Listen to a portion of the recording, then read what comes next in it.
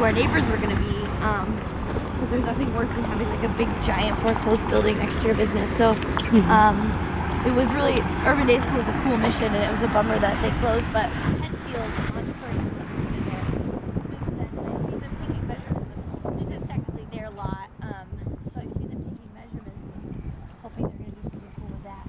But yeah, so this is our, like, we call this our Sentinel Focus neighborhood, and this is the neighborhood we've been around in the longest. So we've been in this neighborhood since 1992, since the program was founded. And I'll take you guys by St. Michael's Church and Church when we were founded, but basically we got started working with a lot of refugee and immigrant populations from Asia. So the primary type, I guess, like demographic, if you will, that we work with in this neighborhood is Southeast Asian families. And I think since ACT's founding in 1992, we've sold over 800 homes in our central focus area, which I don't know the exact parameters of, but I do have that. I do have a more specific map I can give you guys. And we're not the only ones that do housing in this area, so like Habitat for Humanity has been really strong for a long time in Washington Park. There's the Common Ground has a Milwaukee Rising group that does work in Sherman Park, and then there's a bunch of other housing groups that are doing stuff in the area, but we are the only one that sort of has everything under one roof, right? So the financial counseling, credit counseling, all that. And this is one of my favorite blocks.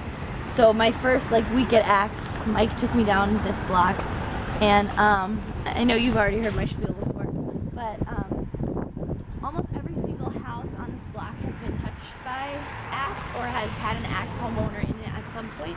So the first person who kind of arrived on the scene, her name's Peng, and she met her. Oh, you did meet Peng? Yeah. In St. Michael's? Yeah, direct thing. Awesome. So, you know, is the administrative work for St. Michael's Church, and she bought, I think it's that red and yellow one, the fourth one down. And then when her sons were looking to buy a home, they were looking on the east side in downtown Milwaukee at really expensive condos, and she was like, why would you guys buy a really expensive condo when you can live in the neighborhood with me and I'll cook for you and do your laundry and stuff? So they bought the greenhouse across the street, and it's really cool, a total bachelor pad for her two sons. And then slowly, because the strong family had moved in, other people were noticing that it's a good block. So I don't know, I like to think about how I feel when I'm on a block, and there's some blocks in the city of Milwaukee where there's a lot of boarded up houses, yards aren't taken care of. There's a lot of really difficult properties. And if you look at this block, I mean, I feel like we could be standing in a block in a suburb. It's just almost all homeowners.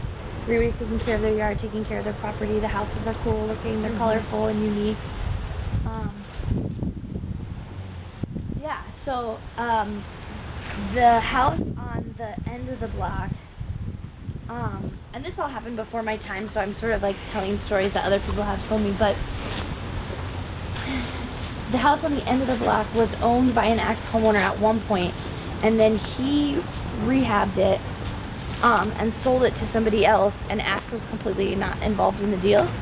And that is our goal, right? So we want to move in and stimulate the housing market in a neighborhood. We want strong families to move in that want to stay there and want to take care of their block.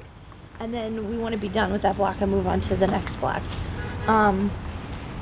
So that happened on this block, and it's happened on other blocks too throughout the city. But this is one that's I like to show off because obviously it's close to our central office, and I think at some point almost every house on this block has had some sort of ex-homeowner or ex-homeowner influence.